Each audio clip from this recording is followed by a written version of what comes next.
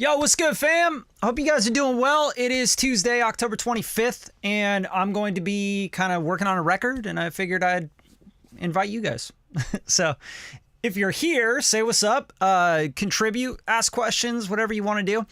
And really the only fee for the show and like doing these lives is you guys just like the video, subscribe to the channel, share the show. That's all I care about. All right. Now I just got a bass back and tracked live drums and all this stuff for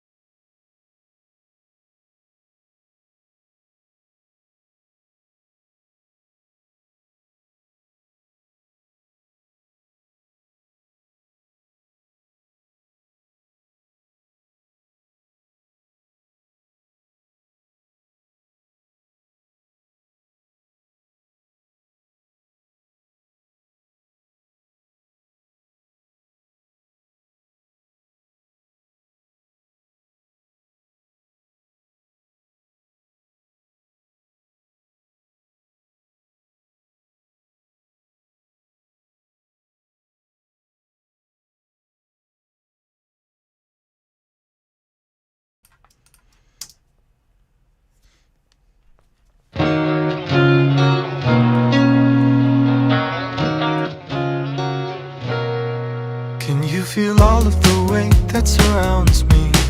I wish the sea would just swallow me whole. The crashing of waves is matching the pace of my heart as it races and rolls. Anchor drops beneath me, reaching for the floor. A billion pounds keeping me down. It's a shame there will be more. What I'd give to set my feet upon the solid ground. Been away at sea so long, I've lost more than I've found. And I sink just like a stone. The tide has pulled me far away from everything I know. And I have given all I can. The wind has ripped away every part of who I am. There's not much that I had to be, and still I was a catastrophe, it's true. I'm a shipwreck.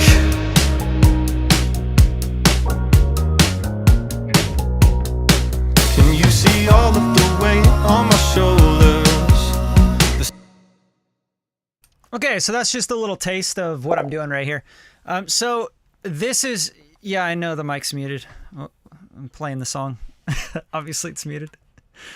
So this is kind of like the process, right? I have all the drum stems. They're all recorded. I got the tom 1-2 overheads, mono overhead, hot. You know, there's like these mics that are made for, you know, room recordings. So we could slam it, all that kind of stuff. But what I typically do, I cut the drums and then I'll cut the bass.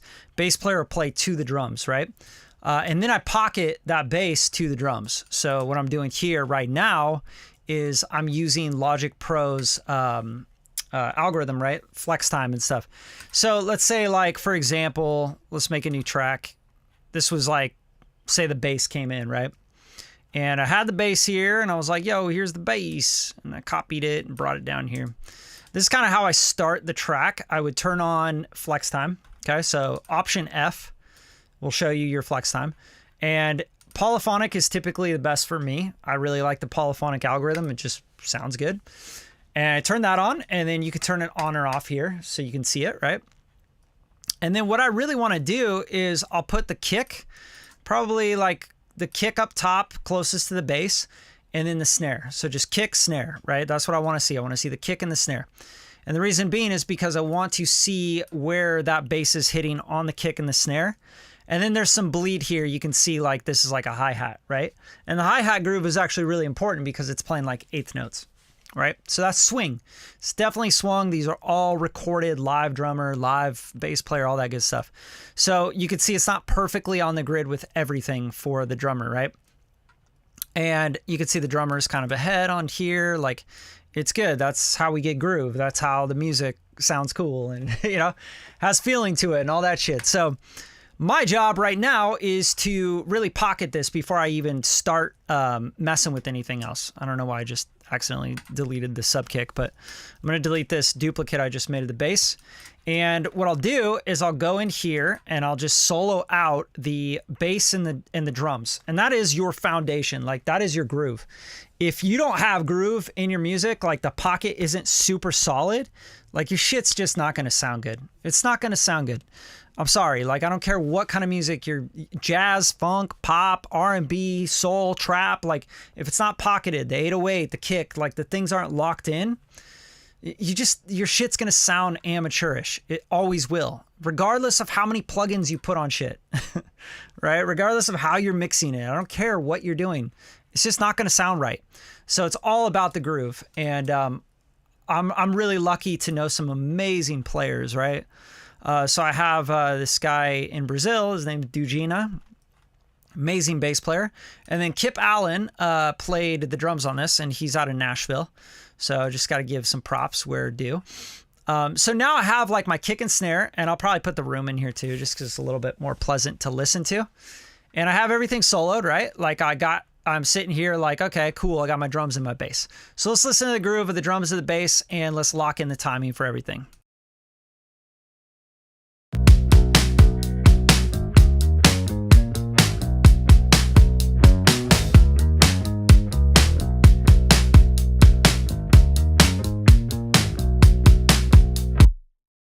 So you kind of hear like there's just little parts where it's like kind of out. It's like like it's not locked in perfectly with the kick, the hi-hats, all that stuff. So I have to lock that shit in. Like, that is absolutely, it's so important in this style of music, or really in any style of music that has any bass, drums, whatever. So what I end up doing is, of course, you can go up here to the region box and you can hit quantize and like quantize your bass. But I wouldn't do that if my drums are live and they're swinging, right? So instead, what I do is I lock in every single hit like that. Like, literally, I do it organically, and I do it based off feel, and I base it off the kick or the snare drum, right?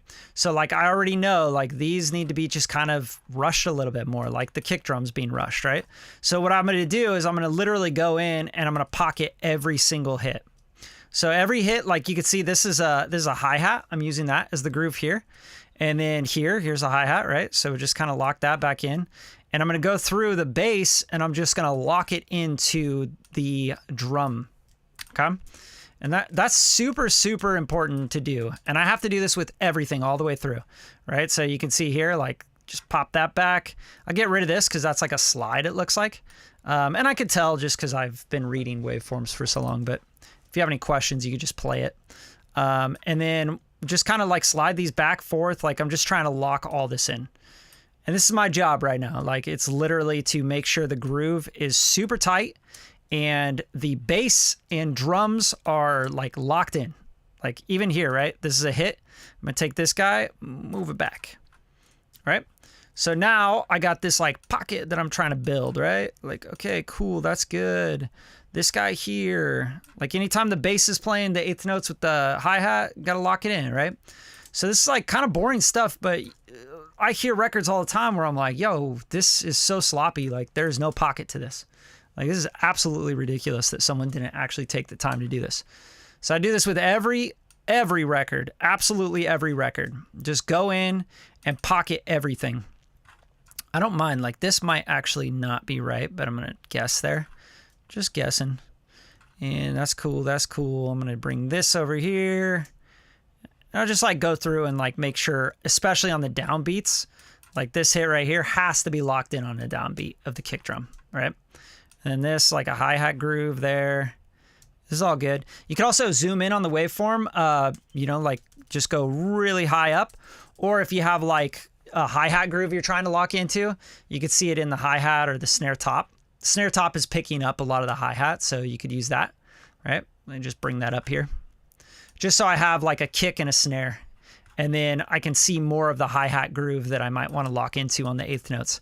Okay, so see this? Like I'm going to just like, boop, right? And I'm just pocketing it all, and that's what I'll do. I'll go through the whole thing and I'll pocket it. Okay, so that's kind of like the first step to getting these drums and bass together, right? And then I'll show you guys kind of like the chain that I've built out here. Let me just kind of play through this verse here.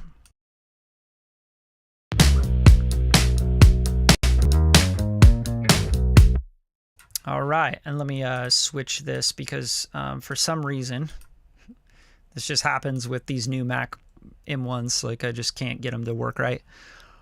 Bow. Switch it back to that. Let's see if we can hear it here.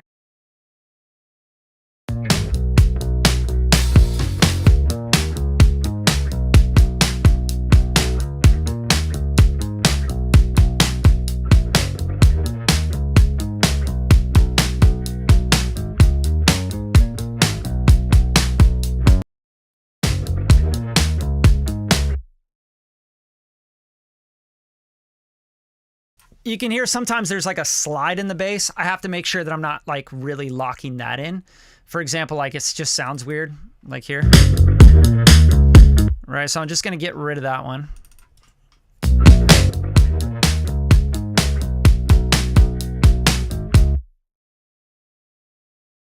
And I'll literally go through and I'll lock the bass to the kick and the snare, okay? And then sometimes the hi-hats, like that's super important.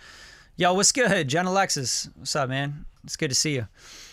So a lot of the times, like what I hear in modern music, like even in hip hop and trap and shit, it's like someone's like swinging the drums, but they're not swinging the 808 with the drums. They're not locked in. Even the rapper, like you're not pocketing the rapper. Like the rapper needs to be on the beat or behind the beat or ahead of the beat or swung like a certain way. Y'all got to really spend time like understanding groove, like straight up. I mean, it helps. Like drums were the very first instrument that I really learned and picked up back when I was 13 years old, you know? So, you know, it's just kind of something that I really pay a lot of attention to. And the bass player is obviously like the players matter so much when you get players on something. Okay, so now I'm going to kind of like start messing around with tone on the bass and even the drums. But another thing I like to do, if I hit Option F, that's just going to like not show me what I have behind the scenes. So I'm just turning the flex time view off. It's not turning it off. Okay. So if I go into, let's say the groove here at verse 1, and I'm going to look at the drums as well. And we're going to open up all the mics on the drums, right?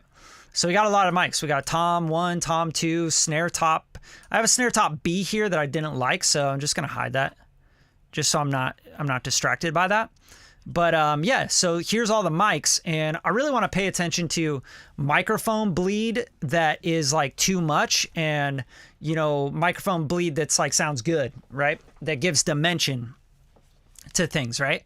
So that's really important in drums. You don't always need to strip the silence out of everything. Sometimes it adds dimension and it gives like the kit and the room and the space, it gives like a really nice human feel. So I'm going to start with just the kick and the snare, okay? Kick, snare, top, no room mics whatsoever. So let's get rid of anything that's not, you know, directly mic'd on the kick and snare. So all these here, we're just going to mute those for now, okay? So soloed, we have a snare bottom mic, we have a sub kick mic, we have a kick out mic, we have a snare top, a kick in mic. That's it, okay? So I'm going to take the kick here, and I'm going to put this these snares together, right? Snare top and bottom. So let's just listen to the kit by itself with just kick and snare.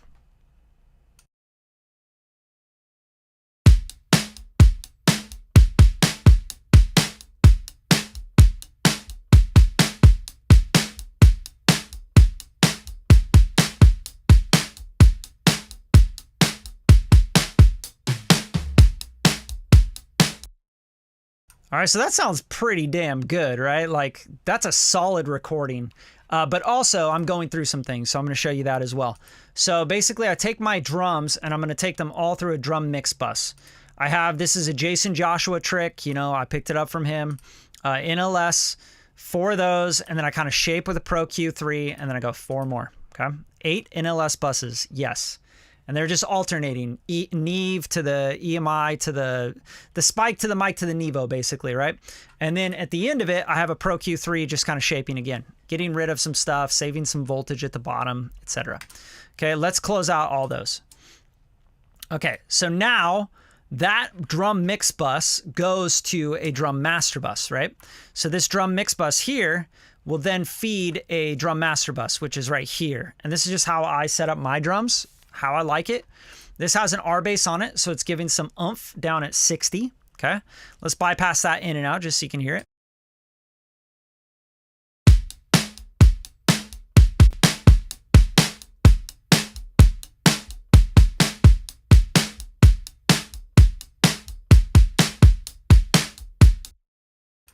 Now, obviously, I always change it depending on the key of the song and what needs to happen with the kick drum. Like, where does it need to sit? Does it need to sit at 80 hertz, 60 hertz, 70 hertz? You know, like you got to find the key and where the note resonates and where you want it to resonate. Okay, and one of the best plugins in the world is the R bass. It's amazing. Great Harmonics is just an incredible plugin. Okay, then Shadow Hills. This is going to be giving me more transient response, gives me some harmonic distortion, and just some very, very, very light compression on the peaks. So check it out.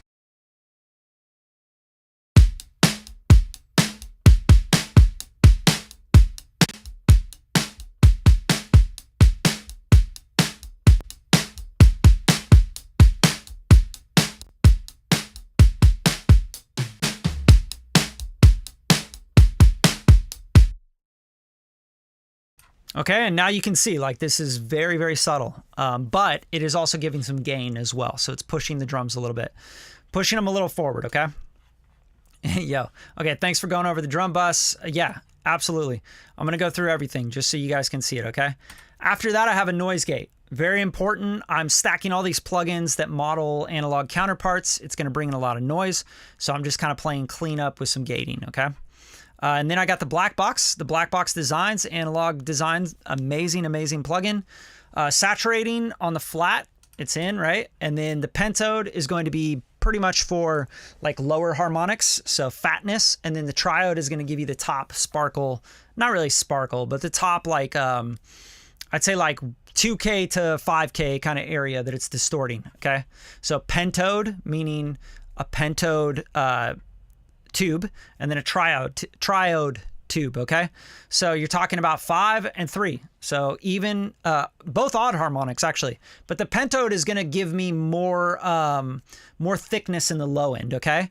And then the triode is going to give me more spit on the top distortion, okay? Very, very important to understand these things. And then the air amount, if you turn this air on, this basically brings your transients back, the high end, anything that's lost from saturating through a tube, okay?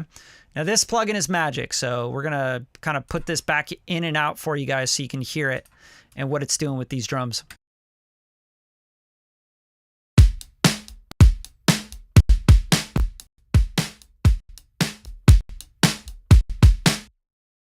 Okay, hold on, I'm getting some weird latency stuff going on. I'm gonna switch this to 1,000 samples.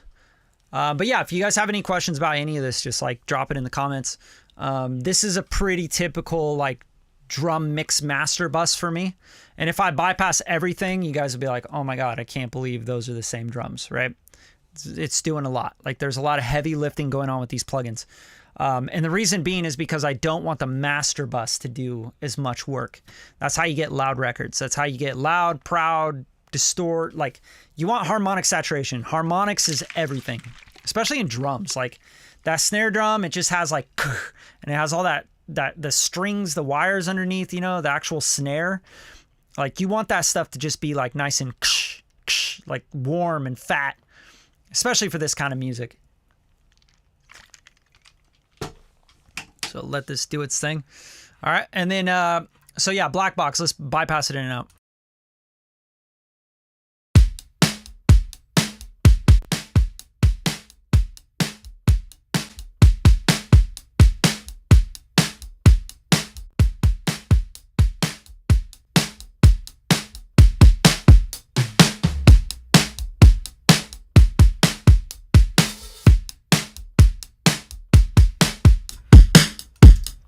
So as you can hear, it's giving a lot of gain, but it's also just like distorting, giving harmonic saturation. A little more cleanup. I'm also stereo widening a little bit here, and I'm also starting to manage my gain structuring, right? So I'm taking this down 2 dB. I'm rolling out 28 hertz, just kind of tightening everything up. You can also kind of tighten up the sides if you wanted to. This is the mid and side, right? Sometimes I'll do that. It'll give like a much cleaner tone. But sometimes I want that low and that sub stuff to be in the stereo as well, so I just leave that alone. So I might bring that up to 28 as well, like around 28. So just kind of rolling 28 out. That's all I'm doing here. If you want to, you can also clean up like some of this stuff in here, anything boxy or kind of overdoing, and I'll show you what that sounds like.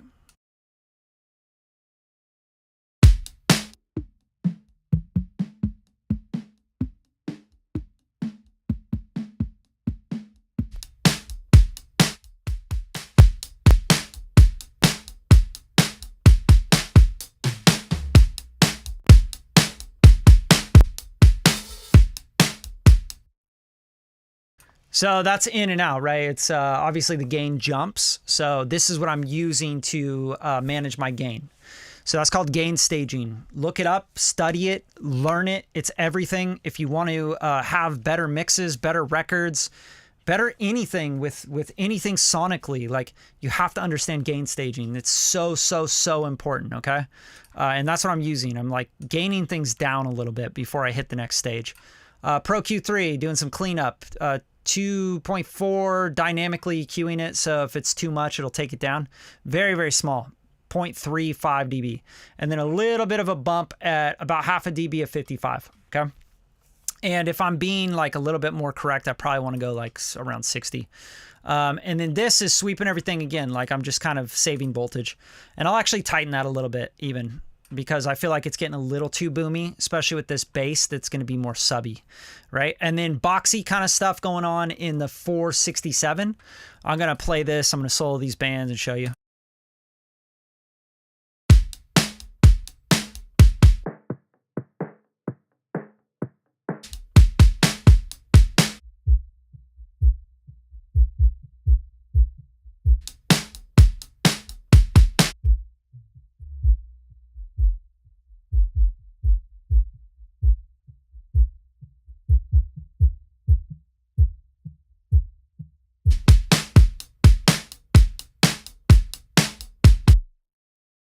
I mean, nice, punchy, fat drums, right? Like super minor. Yeah.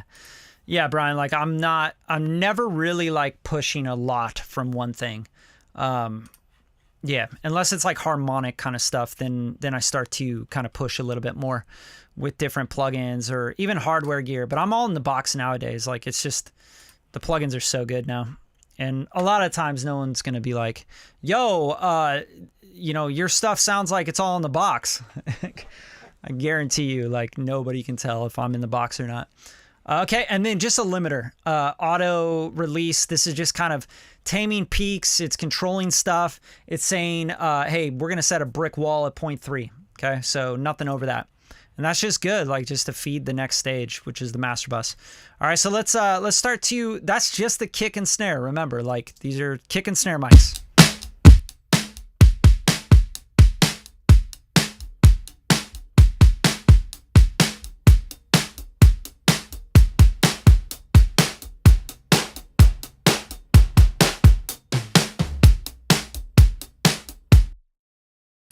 Okay, so I use different mics for different timbres and for EQ, okay? So I'm not doing a whole lot of EQing. You guys are noticing, right?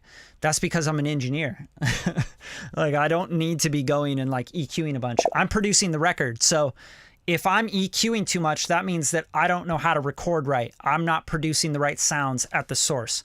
I'm not using the right mics. I'm not capturing the right things. You know what I'm saying? So that's very important to understand. And that's why my EQ moves are so subtle. So instead, what do? I use things like, you know, the drummer actually, Kip, shouts to Kip. He used this Crush mic, and then he has like a Crush duplicate, which I think he's using on like the, yeah, so like an effect. This is all stuff that I already wrote on the drums. Like I had already had loops and programmed drum parts and all that stuff. And Josh Rose also had like some drum loops in there already that we were kind of messing around with. Okay. And then I was like, yo, we got to get a drummer on here right away because I cannot handle those loops. They're terrible.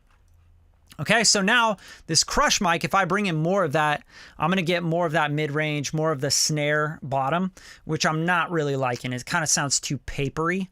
So I'm just blending in just a little bit of it because it does kind of give mid-definition and center definition to the drums. But if I bring in too much, it's going to cover the vocals and it's going to distract, okay? So I'm just kind of a little bit of that, okay? Crush duplicate doesn't play until a certain part. And then here's a hot mic, which is probably, it says 22. I don't know exactly what the mic is, but let's hear this and we'll just blend it in and see what it's doing.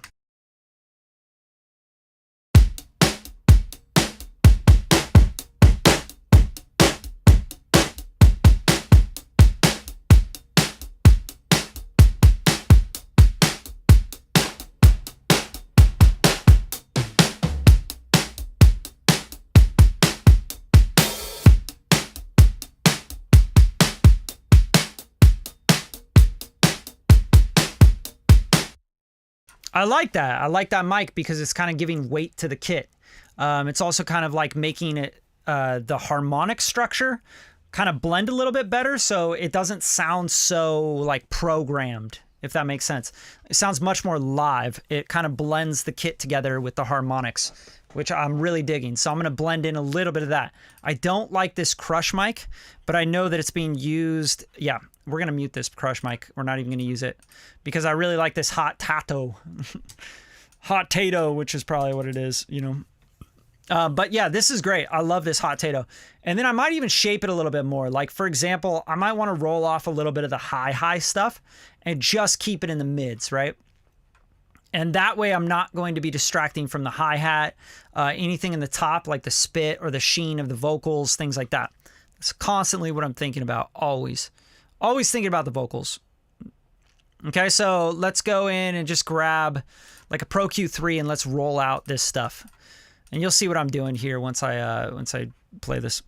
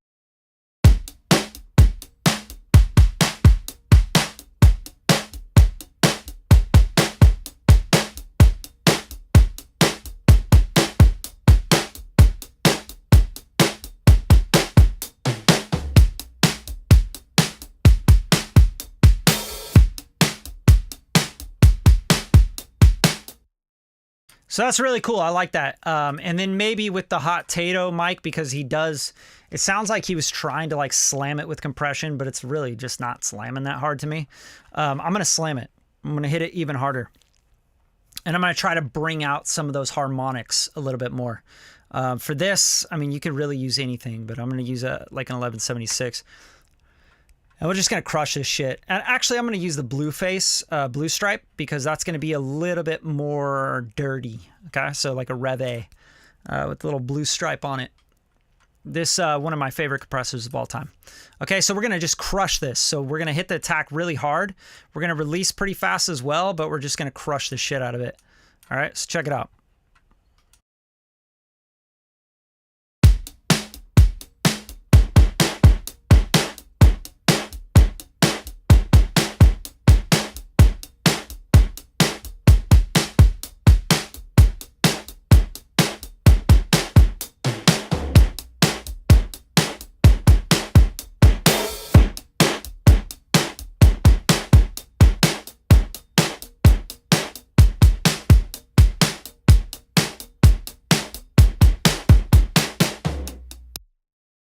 That's super dope. I love that. Okay, so that's going to be just something like that's going to give it more of like a mechanical like dance beat, you know, because you can hear it like kind of the compressor just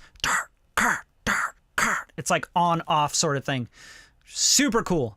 Now we're going to just blend it in. So I'm not going to use a bunch of it.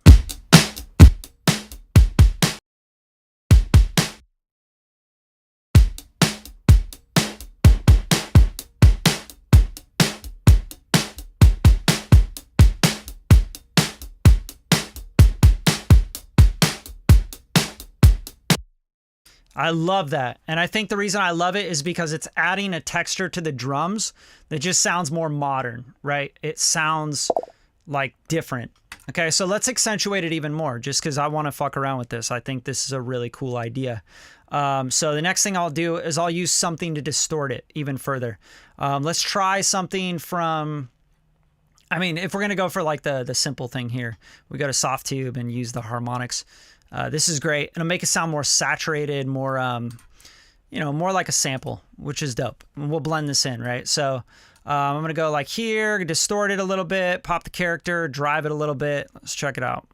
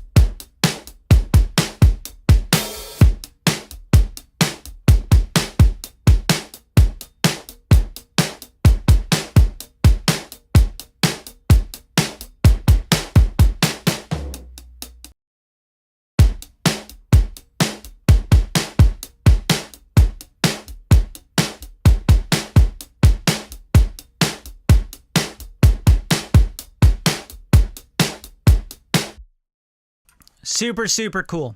One thing I do want to do now is I want to not have it so much in the center of the image because I know already that that's where my vocal is going to be, right? So I want it to just kind of spread a little bit, right? I don't want it to spread too much because I don't want it to sound weird and crazy, but I do want to get it out of the center a little bit, okay? Just a little bit, because I know that I'm taking up real estate where my vocal's sitting in the mid-range, okay? So what I'm going to use on this is just something very, very basic. We'll use like a, actually, let's do something fun here.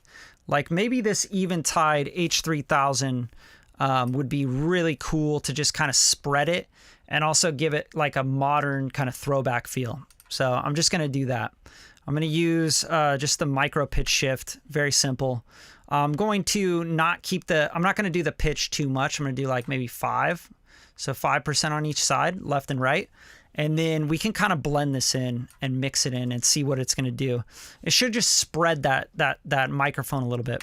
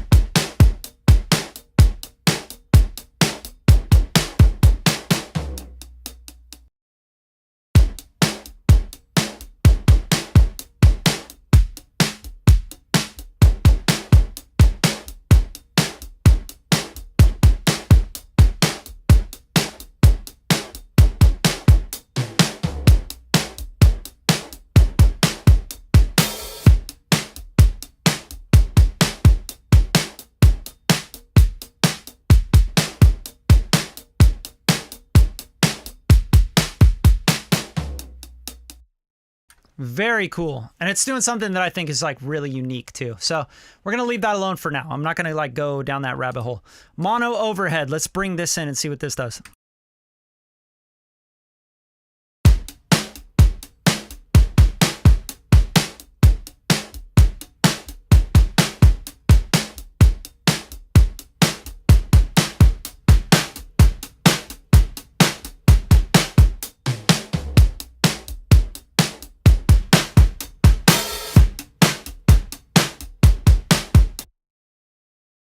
Not a huge fan of that. I do like that it's adding weight and it's like making the kick and the snare really like come to attention sort of thing. But I don't like that it's like so centered and it's like turning the middle up of the drum kit. I'm not feeling that.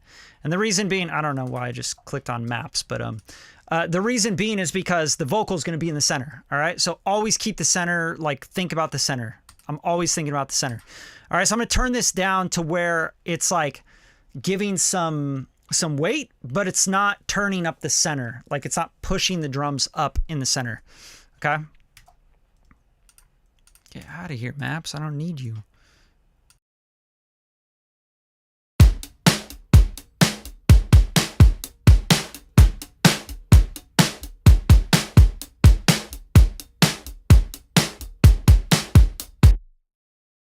Okay, that's perfect. That's plenty.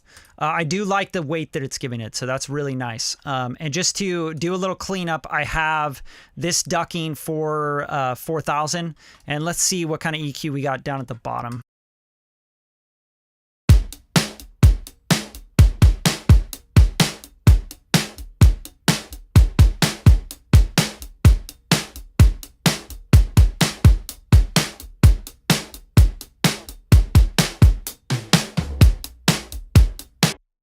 Cool, sounds great. Okay, now let's pop the overheads in. This is just left-right overhead. Probably a stereo mic.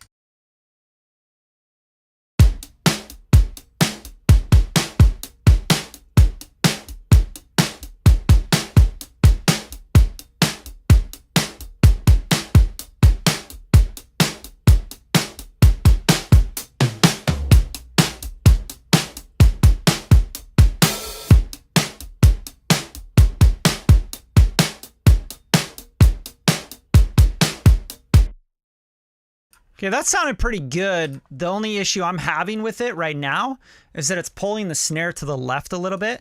And that's just because the snare's hitting harder in the left and I can just hear it. It's just like a little bit, it's like barely louder in the left, which I don't like, but I don't mind it in the context of all the drum mics together. You know what I'm saying?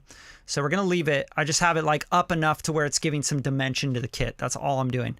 Okay, now let's find, do we have like a room mic? I think we don't have a room mic. Yeah, we do. Stereo rooms. Okay, so let's check out these stereo room mics.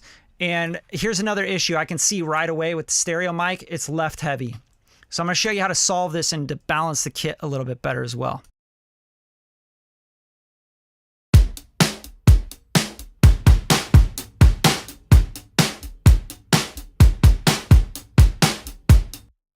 Right, so it's pulling left when I turn up the stereo room mics, but I like the dimension, the depth that it's giving to the kit, and I love to be able to turn these up and down on parts that need more room.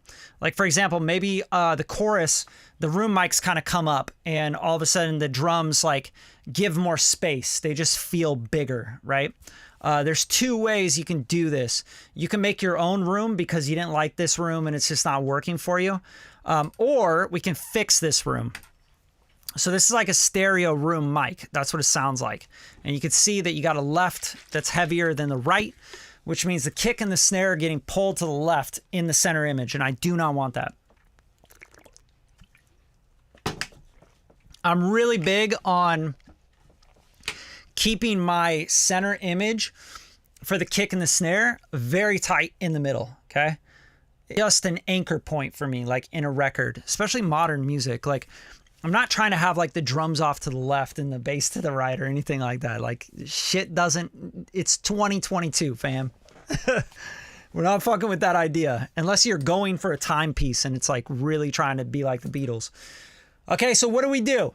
We can split this to mono if we want, but I'm going to do this a lot simpler. I'm going to go into Waves and I'm just going to pick a plugin that I know already has like a left-right balance. I could turn down the left or right independently, okay? So let's go to like the Shep's channel or Shep's 73 or something. I always go to that one. I don't know why.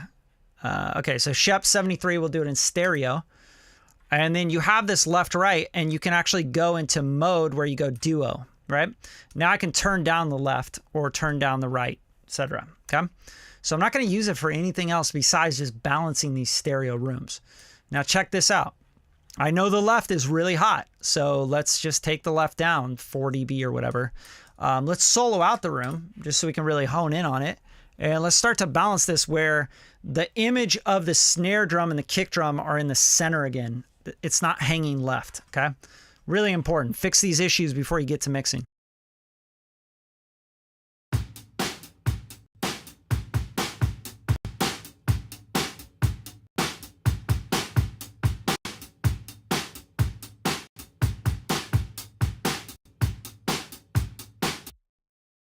All right, having some weird clocking issues again. Let me see if I can just fix that. I think I just have to like switch back and forth. It's really annoying, but it's what happens when you're streaming. If you guys liking this, you should share the show. You should like it. You should drop a comment. You should show love on this shit. Because I do this shit for free for you guys. I don't have to do this. I could work a lot faster not talking through this and doing a stream. So I'm doing this for you guys to help you guys out. Help you guys learn game and how all this stuff works and how we think about this stuff. I've been mixing and mastering for well over 20 years now. Professionally for well over 15, 16 years. Making my living 100% from mixing, mastering, producing, composing, okay?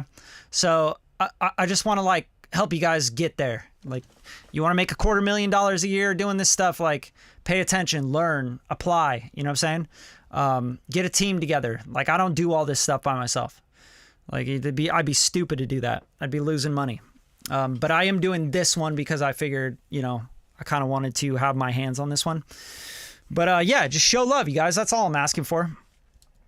You can also, if you really want to support the channel, you can donate. You can do a super chat, you know. You can do all sorts of stuff. You could buy a masterclass for $27 and learn some more shit. You know, it's all up to you. But yeah. So yeah, as this like moves to a buffer size, if you guys have any questions, drop them in the comments. I'm just going to keep working, and, you know, I got to get this record done no matter what. But I'm going to talk through it while I'm doing it. And what I'm doing right now, you can kind of tell I'm just like balancing the stereo room. So all I'm doing is turning the left side down of the stereo file that's in here, which is probably a stereo mic, or it's like left-right mic and it was just like joined or something. And then I'm going to balance that where the kick and the snare like sit more in the middle, so the image just kind of balances out. And then we're going to blend it back into the mix of the drums. I'm going to pop this bass in, and I'm going to show you some mixing techniques with the bass, because I have some really cool stuff to show you guys for bass. Bass is hard. Bass is hard for most people because they don't have the room. They're not hearing the bass right, etc. Yo, what's up? Isomatic. All right, we got the fam in the house. Brian Olson, what's up? What's up? I know this stuff's like really hard to get into because you're like, yo, why aren't you showing us like the secret master sauce plugin that makes all my shit sound 10 times better? This is how you make your shit sound 10 times better. Like, straight up, you go through the process of listening to every single mic, and you tweak and you mix those elements in, and you figure out exactly what you want those things to sound like and what you want them to be doing. Like, there's no shortcuts. Like, you know, people want to talk about shortcuts and cheat codes all the time. It's just not how it works. It never will work that way. And we have to do that stuff because modern day is like, we get pushed to make short form content on TikTok and IG Reels and shit. But the truth is, like, none of this is short form. It's just not.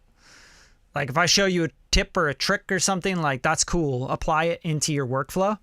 But at the end of the day, understand it's going to take millions of micro moves to get to where you're making a professional record.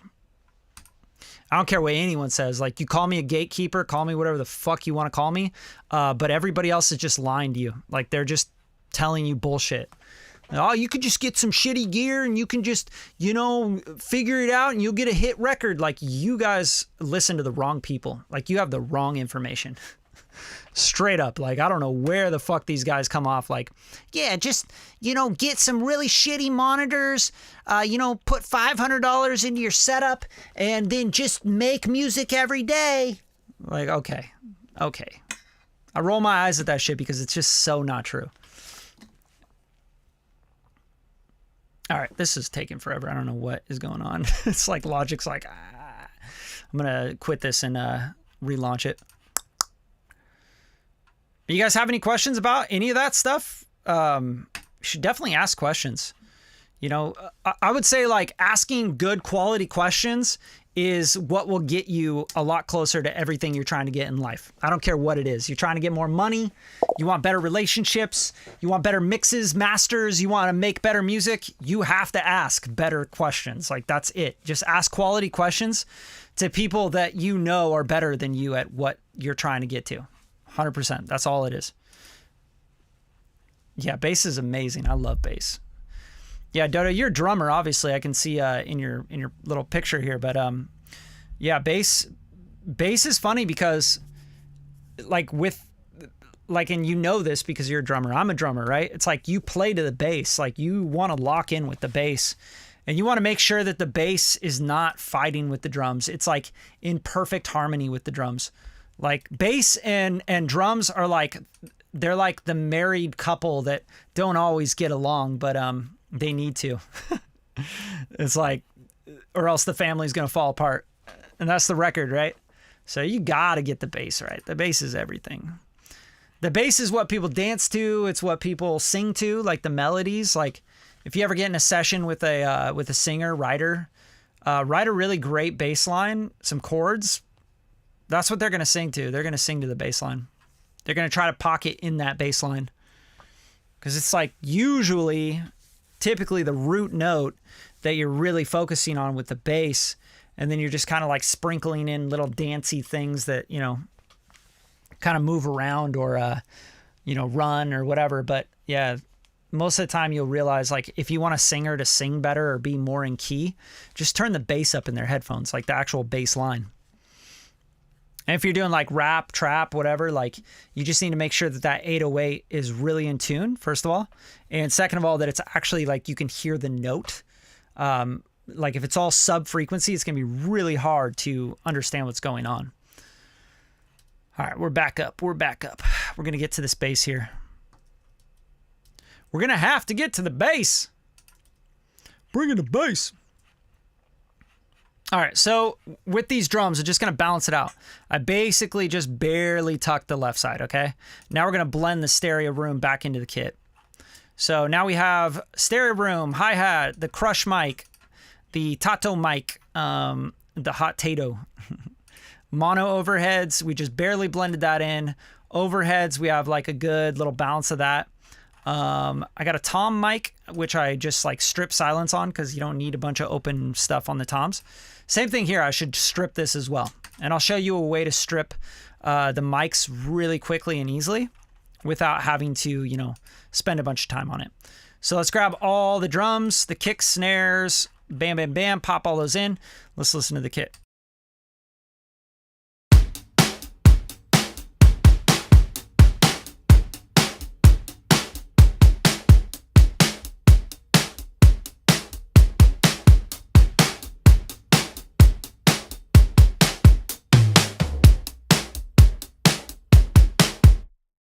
Okay, so that's just enough dimension for me on those stereo mics. But the room, I definitely want more room. Like, I'll definitely be putting some reverb on the drum kit altogether, and also the snare drum probably more so, right? Because it's just a little too dry. But I do like that sound, and that is what I'm going for in this record, and you'll hear why. Okay, so let's pop the bass in, and I'm going to show you what I'm doing with the bass here and what this arouser is doing. Ooh, arouser. Okay, first let's just bypass all this stuff. Okay, no CLA bass, no Pro Q3, nothing. This is just the dry bass, just how it was cut.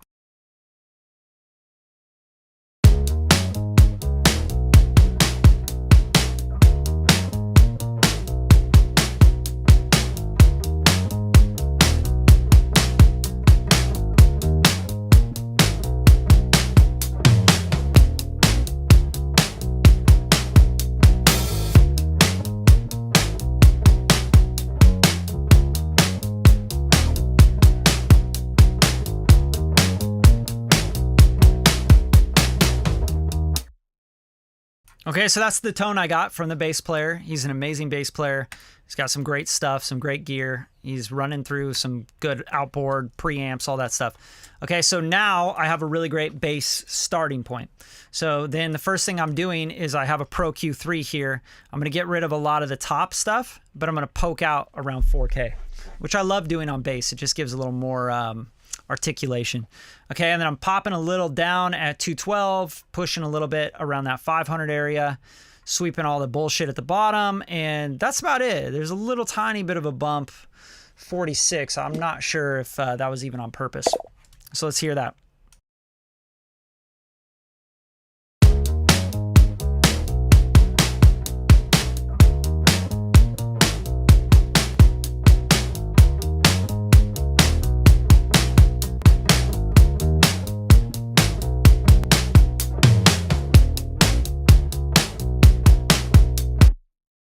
Okay, very simple. It's just cleaning it up, tightening up the bass. There was a one note here that like was bugging me when it hit. Okay, now 1176, very, very important to my bass tone always. 1176, Revy. Okay, so let's listen to it. Let's just got that compression on there.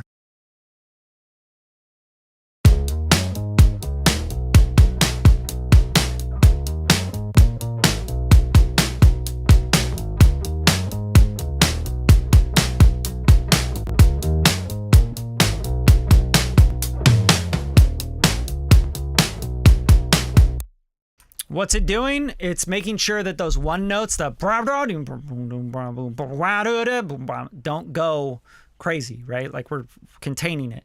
I don't like bass like where it feels like the certain notes are getting louder, you know, like I hate that. It's called one note bass. Fucking hate it. Got a little question here. What do you got going on? Is there any specific frequencies you watch for masking between overdrive guitars and bass guitar, like for good separation? I'm sure the context matters, but any routine for good separation? Yeah, I mean, you want to pay attention to what the guitars are doing and what the bass is doing, but the biggest thing is panning, right? Like, I never want my electric guitars to be on top of my bass. Usually the bass is pretty centered. Electric guitars are typically panned. Okay, so that's like number one. So they don't have to, frequency-wise, unmasking using panning. Straight up. Very, very simple. Okay.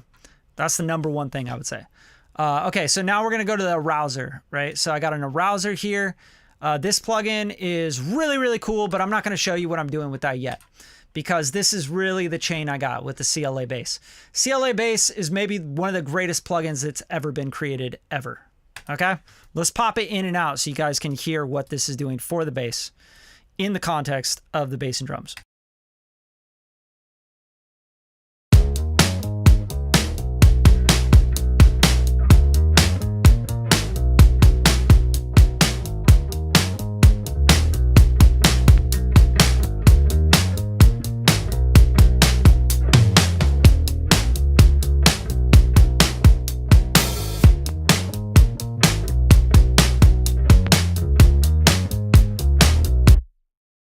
It's like it's going through the best amp that's just barely giving it some love. And I just love it. I think it's so fucking good. Everybody should own the CLA bass, the CLA vocals. I don't care what y'all say. Like, I don't have money for that. Like, Waves plugins are so cheap, dude. Like $30. Like, this plugin will save your life. It's one of the best plugins in the world. Hands down. I have no like reason to tell you guys that either. Like, I don't care. I can give you an affiliate link or not. I don't give a shit. Like, go get it. It's just worth it. All right. And then the arouser. Let's pop this in and out. I'm going to show you what I'm doing here. This is like the decision between two different tones, right? This is like, do I do a fuzz bass, like really held together tone? Or do I do more of like a, like just lightly amped kind of bass? Okay. So when I pop this on, the arouser, I'm going for that like fuzz, like really held together, tight, tight, tight. Okay, check it out.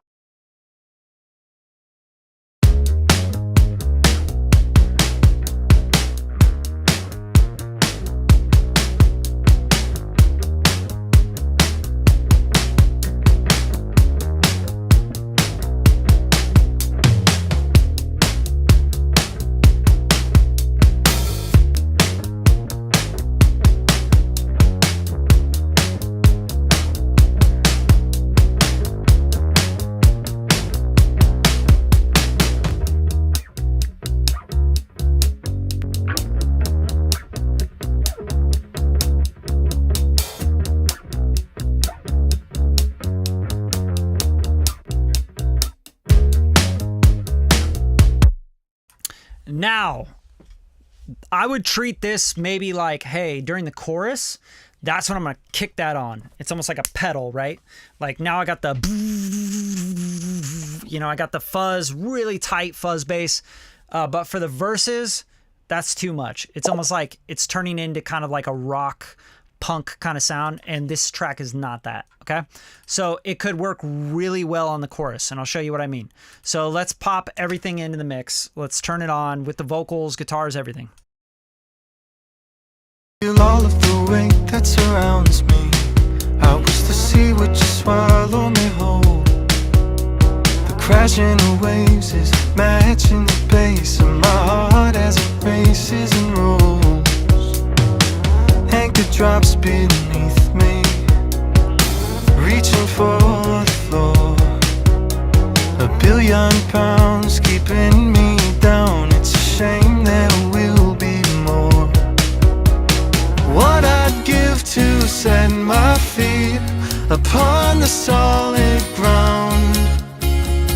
Been away at sea so long, I've lost more. What I'd give to set my feet upon the solid ground. Been away at sea so long, So like those parts where it's very staccato, the arouser kind of helps tighten it, right? Because it doesn't allow because it's compressing so hard, right? Like it's like taking the low level or the high level stuff down and the low level stuff up, but it's like really tight because it's using the saturation here, okay? So that's what that's doing. And it kind of makes it more staccato and it makes it more punchy and less loose. So like when the strings are let loose on the bass, when he's playing the it's almost like an on-off, rather than a like where it's hanging on the notes. And to really like show you what that sounds like and why this could be a really cool decision to kick on during this part, let's just solo out like the drums and the bass here. So let's go to drums, bass, and just solo these and just listen to what it does to the bass here.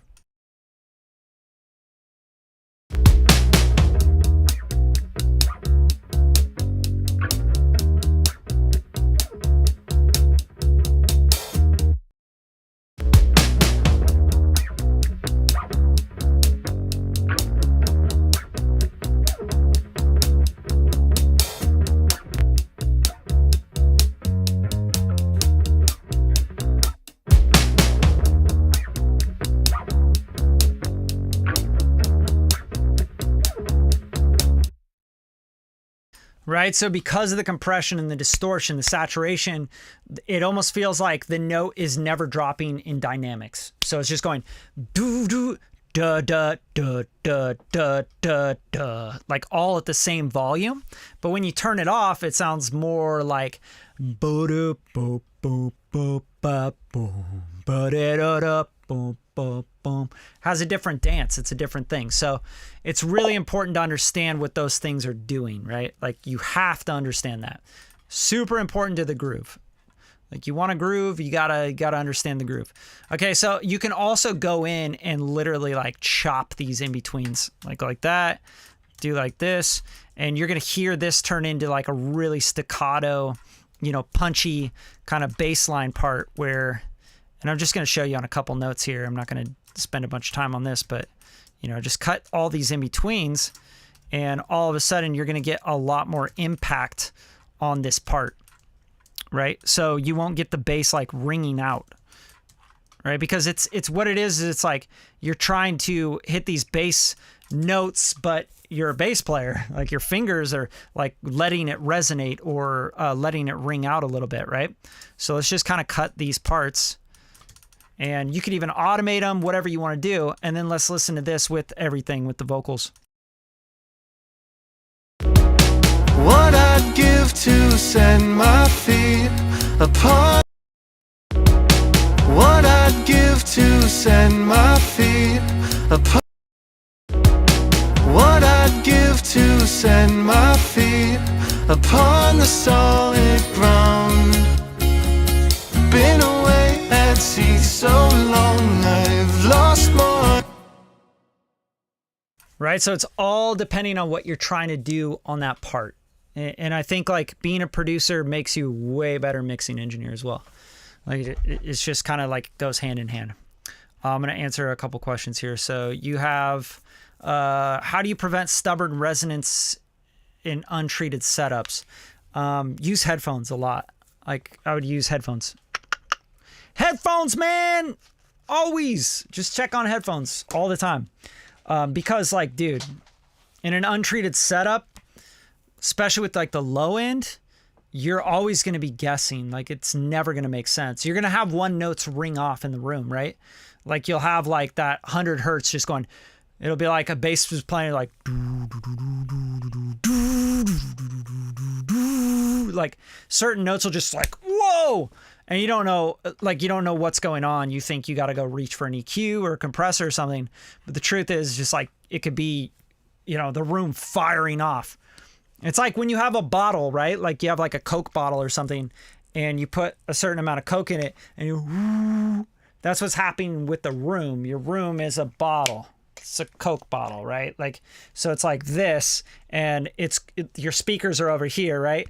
And every time your speakers ring a certain frequency that's resonating the room, it's going to fire off and it's going to add a ton of gain and just, it's called modal ringing, you know? Every room has modes in it. But the low end is a bitch. I'll just use headphones. Super important. Yeah, for vocals, for anything. Doesn't matter.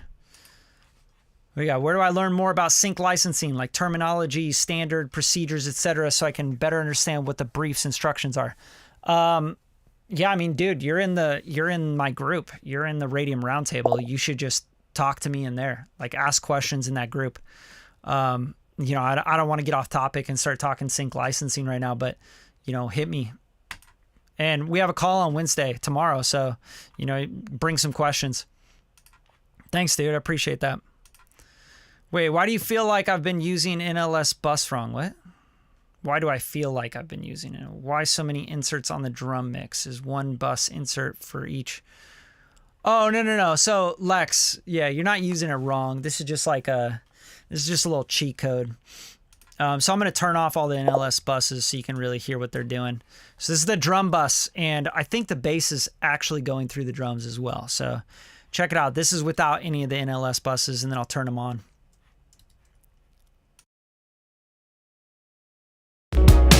What I'd give to set my feet upon the solid ground. Anchor drops beneath me, reaching for the floor. A billion anchor drops beneath me, reaching for the floor. A billion pounds keeping me down. Anchor drops beneath.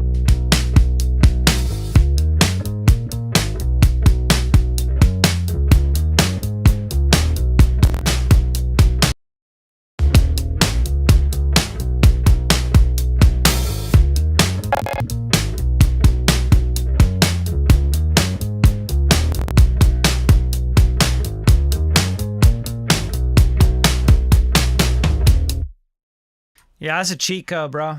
I don't know what to tell you. This is from Jason Joshua. I actually got this from someone else, but I learned this from Jason Joshua. Took it from like so many people on the internet. So if you don't know this, you should definitely take this and thank Jason Joshua, and then thank whoever he learned it from. That's part of mixing. This is part of engineering. You learn game from certain people. I do my things just a little bit different. Like I pro Q3 in between each 4, but you want 8 NLS buses on your drum mix bus, okay? And what that's doing is I have the mic, and then I have the spike, and then I have the Nevo, and then I have the mic, or the spike, and then I have a pro Q3, and then I just alternate again. Spike, mic, Nevo, right? And you just want to use all of them, and they're not doing anything. I'm not turning anything up. I'm not touching it. No drive, no trim, nothing, right? These are all just on. And what they're doing is they're just giving the natural harmonic distortion that these plugins are modeling of these consoles. So with all of those together, it's just really nice. I don't know what to tell you. Cheat code. So take it, use it. You're going to love it. All right. You guys have any other questions? I'll answer some questions here. Let's go. Yeah, I got, maybe I'll do another live soon where I talk about vocal chains for this one. But for now, I mean, hopefully you learned a lot about like bass groove, bass, bass and drums, getting that stuff together. A couple things I would change and try, and I will change and try, is I might strip out some stuff, and I'll show you what that can do. And I'll show you what I use for that. How about that? So the snare top, for example, let's solo it and let's strip it out. Let's say, hey, we don't want any bleed in here. Okay, so I'm going to play this snare top.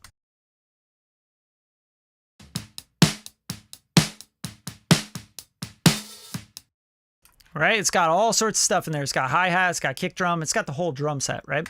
So let's go to Slate Digital. You can use anything for this. Use a gate. I just find that the Slate drum trigger is like one of my favorites for gating drums. It's just a really sick drum gate. I don't know what to tell you. All right, so on. Turn the gate on. Mess around with the attack, the hold, the release, and we're going to mess around with the sensitivity, detail, retrigger, all this stuff over here. Check it out. We're going to gate the snare.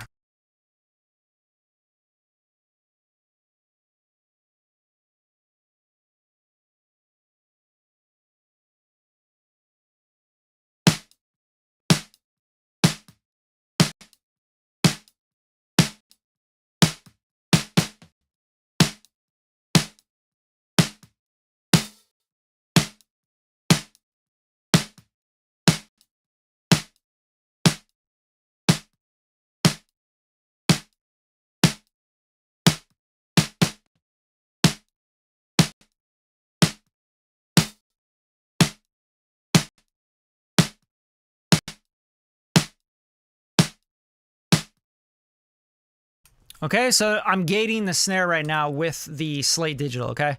So now what I can do, because it's gated, it's all gated, we're going to go in here and we're going to say bounce in place, and we're going to say snare, what is this, snare top? So snare top gated. We're going to go new track. I'm going to leave the source track because I don't want to mess with that. And all good. Everything looks good there. Okay, so bam, now I just gated the snare drum. So I have now my gated snare drum. See how clean that is? Bada bam. Okay, so that's a really good way to sort of clean up the kit if you want the kit to be a little bit tighter, a little more punchy, right? You can do the same thing with the snare bottom. And a lot of times I just drag it over. Like for example, I'll go to the snare top, and I have the trigger on there already. I'll just drag it over, right? And then let's do it with the snare bottom. Let's check it out. We might want to just adjust the detail for the most part.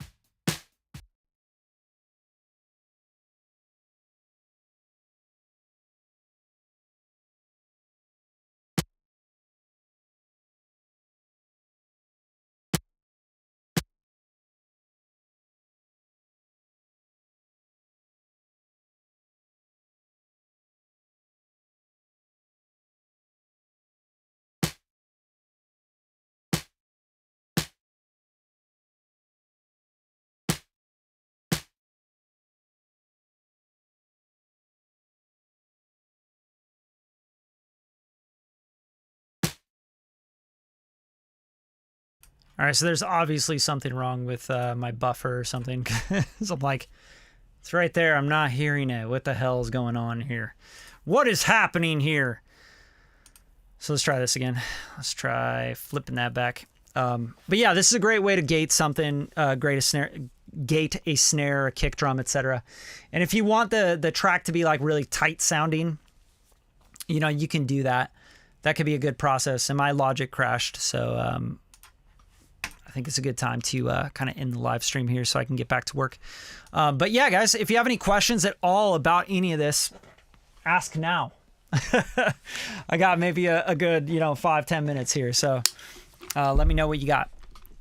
Yeah, man, those kind of cheat codes, man, that's what happens when you come through with the master classes and learn from people. I think a lot of the times, bro, like people they're learning the wrong information from the wrong people. Like find people that actually have results, y'all. Like if you go on TikTok, you could skim through TikTok and it's like, it's going to feed you all this shit from people that have no results. Like they might even not even be popping on TikTok. So yeah, look up their music, look up their records, like see what they listen to their shit. Like, do they make good mixes? Like, why are they talking about mixing? You know what I'm saying? Yo, you're so welcome, man. Yeah, come through anytime. I try to do at least a stream a week. You know what I'm saying? But you guys, all I ask of you guys for this stuff is just share the show, like it, comment on it, like show love for it. If you want to learn more about this stuff, just, subscribe to the channel, watch that stuff. There's a ton of free content on here. Like I said, I've been mixing and mastering for, over 20 years now. I've done platinum records, multi-platinum artists. I've done pretty well with it. Grammy nominated stuff, Oscar, Emmy nominated stuff, Academy Award nominated stuff, Golden Globe nominated stuff. A lot of award winning stuff too, like Annie Awards and TV shows, Netflix original series, all sorts of stuff. So, and the cool thing is like I got blessed to be able to work on all genres of music. I've worked on rap and hip hop and G-Eazy records and like Tyga records and all this stuff. And then I've also worked on orchestral music and 90-piece orchestras and movie, film music and TV shows and singer-songwriter stuff and blues and funk and all sorts of crazy shit. And that's pretty fun. Yeah, a lot of bad information everywhere. So y'all got to be careful with that stuff. Just keep your ears peeled. Why does Logic crash more than a plane? You know what? It doesn't. It doesn't crash for me. Like truly, it really doesn't. It only does when I'm streaming. So there is a big issue with streaming on like Ecamm and Logic Pro and the clocking, and I just really don't know what it is, but that's when I really have issues, and that's when it's crashing. It's usually the only time it crashes for me. But I've learned how to troubleshoot everything so well. I've troubleshot so many just multiple setups, So that's the big one. What's huge? Sorry. I said something probably a little bit ago. There's like a delay. Yeah, do a fresh install. Check all your plugins. If you're on M1 Mac, make sure you have Rosetta on, unless you have all your plugins are for M1. I had a lot of issues with that. I still do. So that's kind of something that I'm kind of battling right now. Just M1 not liking certain plugins. And here's a big one for you guys. If you're using Auto-Tune EFX, that shit doesn't work on M1 Max. It crashes my Logic. It crashes my Pro Tools. You just got to be really careful with that one. So you can only really run it in Rosetta mode. And Antares need to pull their head out of their ass. And if you guys can tag them on here and and this part of the video, they need to pull their heads out of their asses. Stop offering more plugins and crazy bundles and shit, and just fix the stuff that they already have. Really make that shit better. Yeah, mixing experience with different genres and producing, producing, writing.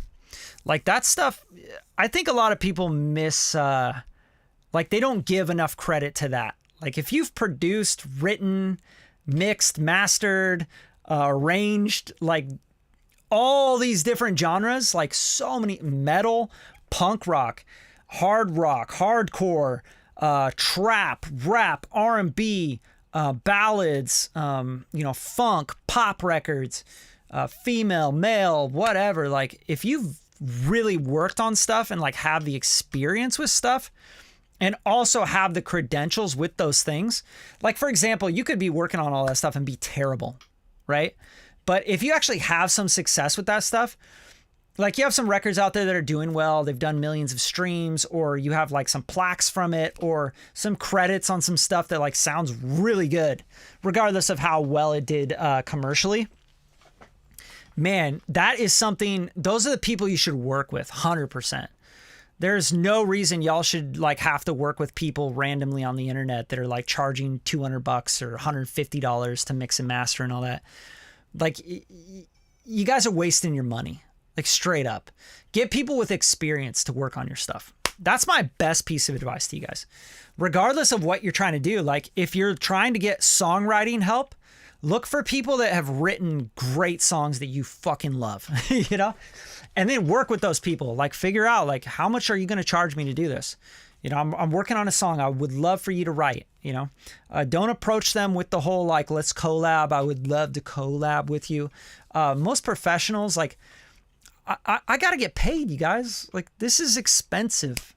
I'm in Hollywood. This is a studio. Like, I paid for this stuff. It costs money. It costs a lot of money.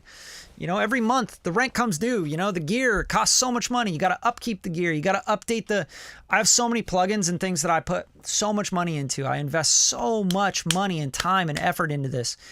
And, you know, you got people out there cracking plugins, like using just stuff they got for free and like mixing records and then acting like they know what they're doing. It's like, where are their results? That's all you got to do. You just got to look at people's results. It's simple. Like, why would you have someone mix your shit or produce your shit that doesn't have any results that you even like? Like, you know, spend some time on that. Like, really spend time on that. And honestly, like, the people I work with become partners of mine, right? Like, I don't like just mixing a record for $500. It just makes no sense financially to me. Like, oh, here's your mixer, here's your record. Okay, next. Like, that's not a sustainable business. Unless those people are coming back to you every week, you know? It's not sustainable. So you have to build business partnerships where those records go out and they make, you know, they get some legs. Because no one's working with you unless you got some shit under your belt. Like the mixing engineers that get a ton of work are the guys that are winning Grammys. They're the guys that are going platinum, you know? When the song hits, the mix engineer trickles down all the way down to the bottom. And we're the bottom of the totem pole. Like, you got to understand that. Mixing engineers, like even the recording engineer, the guy that like may have no experience with anything, hitting record in the studio gets more credit and is like praised more than the mixing and mastering engineers. Sorry. Like, you guys have whatever opinion you want on that. I've been in this game for a long ass time. That's how it works. A lot of times we're not even credited on shit. So let that sink in. Let that really sink in. And then realize, like, when a mixing engineer is like charging you $500 to $1,000 on a mix and they're really legit mix engineers, we're spending hours and hours and hours, days and days and days on your record. Like, we're really making something that was nothing. It was an idea that you had, and we're turning it into a record, an asset for you. Now, what you do with that asset, you either get help trying to monetize and market that asset and build something for yourself, or you do it on your own, right? You invest in promoting and pushing that asset out and monetizing that asset, getting placements for that asset, building fan base for that asset that turns into merch sales or shows or other opportunities. But listen, like, without the great sonics, like without the competitive mix master, you have no fucking chance in the world. Guaranteed. I don't give a fuck who you are.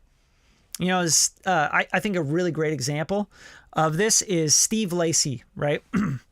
I wish I knew, I wish I knew, like, had this like hit song. He's like doing really well, crushing it, right? Because TikTok got viral and killed it for him.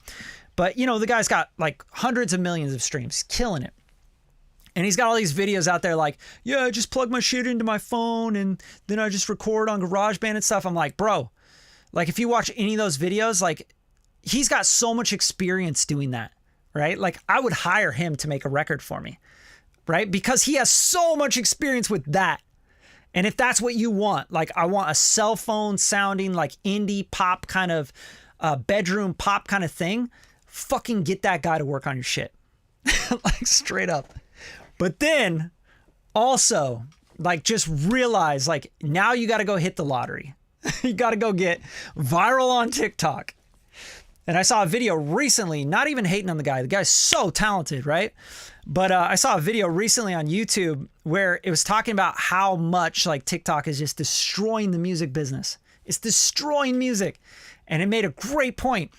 It was Steve Lacy at his show, right? And he's like playing a show. I don't know where it's at. It's like packed audience, right? And he's like, I wish I knew. And then he like stops and he puts the microphone out, right? And like the whole crowd's like, I wish I knew. And they're all singing along. And then it gets to like the next part and everyone stops. And he's like, yo, why'd you guys stop? Like, yo, do you guys know verse 2? Like, we're going to verse 2. Like, everyone's like, we don't know verse 2. We don't listen to the whole song. All we've heard is the TikTok snippet. Like, bro, you got to really think about that. So even when you have those arguments that happen online, which I think are hilarious, and I love them because it just like helps me blow up and get more reach because people like argue with me on TikTok and shit, which I fucking love. I just love it. But even when you have those people arguing like, well, you're a gatekeeper and you have all this gear, but that doesn't mean shit. And, look at Steve Lacy, look at these other people, look at these, bro, these people are like winning the lottery. Like they're like doing a scratch it and like winning the lottery. Like, I don't know. I don't want to put my music career in the hands of a lottery winner. Like, can you hit the lottery again? Bro, can you hit the lottery with my song? Like, no, I just want to find people that have longevity in the music game that have hit over and over and over and over again for years, for decades, right? They did stuff 20 years ago that did well. They did stuff 5 years ago. They do stuff today that does well, that sounds awesome. And they can repeat the process and they can just keep helping you grow.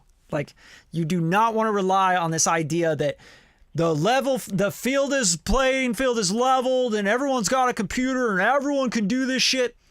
Bro, you guys are getting fed the most bullshit in the world. TikTok has never existed like it does now. It's bullshit. All the shit you're hearing online is bullshit. Like, come on. You guys really believe like everyone can do this? Dude, it took me a lifetime to do this. I've done this for 26 years and I'm still not where I want to be. I'm still not at the skill level. Like, this is a skill set that takes a lifetime of learning and it changes every day. The technology changes, the requirements change, the quality changes. Great example. Another great example. 100,000 songs are uploaded every day to Spotify. And everyone wants to beat that drum. They're like, oh, look at this thing. How are you going to compete with that? Bro, it's because everybody's just dropping garbage. Like, they're just like, and then you look at the statistics on this stuff. Go into the Spotify statistics of 100,000 songs being uploaded every day. And the Spotify statistics will tell you 80% of music on Spotify right now has less than 500 streams. Less than 5 monthly listeners. Okay? You're not competing against these people. I'm not competing against the guy that records on his phone. That's not my intention. I never want to compete with that. I don't enjoy that. I love this art. I love this craft. I love the skill sets. I love listening in a tuned room that's soundproof with nice speakers that I've put tons of investment into. All my energy and my skills and my time. I love that. That's what I love. It's my passion. My passion is not to make a hit on a cell phone and brag about it on TikTok for a couple years. Okay? So like, I just want you guys to understand what all of these things that you're hearing all day long, right? Oh, blah, blah, blah, I'm on TikTok, blah. You don't need anything. You can do it on your phone. You can shit out shit and look at 100,000 strongs on, just fucking stop. All that shit's bullshit. Y'all, this is a skill set. Anyone can learn how to be great at this, but you have to invest in the skills. I don't care. Like, that's plain, simple, factual shit. All right? There's no other thing. Like, you build skills. You get good at writing songs. You write good songs because you built the skill set. Now, you write a hit and you have a one hit, you're a one hit wonder, you have something pop off, bro, you are like cool, great, good job, and I'm proud of you, and that's awesome. But like, you gotta be able to have a career and longevity, or you're just a fucking dude or girl just making a scratch it on the lottery and going, oh my God, I won the lottery. And people, it happens. They're called outliers. And there's very, very, very few of them in the music industry. And the music industry is still very, very, very small. So every time you guys think you're competing with all these people, you're simply not. You need to really think about that. Like, where do you want to be? Do you want to be in the garbage pile at Goodwill, at the garage sale, in the 100,000 songs that are released every day, the 80, 98% of them that are just not getting anywhere and not going to go anywhere, trying to hit the lottery by posting TikToks? Like, or do you want to be someone that builds a skill set, absolutely loves music, is obsessed with it, has like a true desire to get better at music, to get better at songwriting, to be a better artist, to be a better producer, to be a better whatever? Like, you love this art. You love the music. You're not doing it to make $1. You're not doing it to be famous. You're not doing it, like, you just can't do anything else. Like, I can't do anything else. I'm not that skilled at anything else. I'm skilled at music, at technology with the music, producing, plugins, interfaces, understanding preamps, tones, you know. I'm skilled at that. And that's all I want to do, you know. And I want to help you guys. I want to help you guys learn that and get that game and understand it and go with it and learn these skill sets and keep striving to get better, not trying to like pop off randomly, like with something that you're not ready for. Like, if I gave you $1 million today and you're not a millionaire currently and haven't been a millionaire before, you're not going to be a millionaire within a couple days. Okay?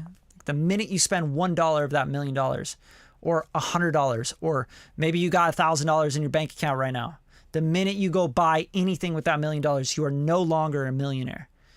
Until you understand how to be a millionaire, $1 million doesn't do anything for you. Just like getting a hit song when you're not ready for a hit song and you're just not that great of an artist and you're not able to repeat the process and you don't even know how you did it, you don't have those skills, it's the same thing. You're not gonna be a #1 artist very long. Like, it's a very short-lived thing.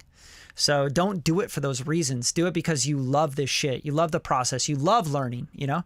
You want to learn, and you like working with people, and you like to build stuff, you know? You love the creative process. You like writing songs. You like playing guitar. It's fun. It's exciting to learn a new chord. It's exciting to make a new song or learn a new mix technique. Make your drums sound just a little bit better. Use that NLS bus trick, you know, that you learned. Like, that's what you should be doing it for. And if you're doing it for other reasons, it's all good. Like, I'm not saying everybody needs to be the same. But I do recommend, if you do want to build a music career where you're actually making a living with your music for years and years and years and years, and it's something you do for a living, because that's what I do. I do this for a living, 100% for a living. Like, ask my wife. She's like, yeah, this is what he does. Goes in the studio, makes music. Yeah, I digress. I don't know what else to say. Like, that's my piece of advice to you guys. You don't have to take my advice either. But I love you guys. Love you. And I thank you so much for coming through. And you guys always humble me. Like, yeah, just a lot of stuff, man. Anyway, there you go. Came for the skills, stayed for the truth. Appreciate that, fam. All right, guys, share the show. Love the show. Like the show. Show love. I don't know.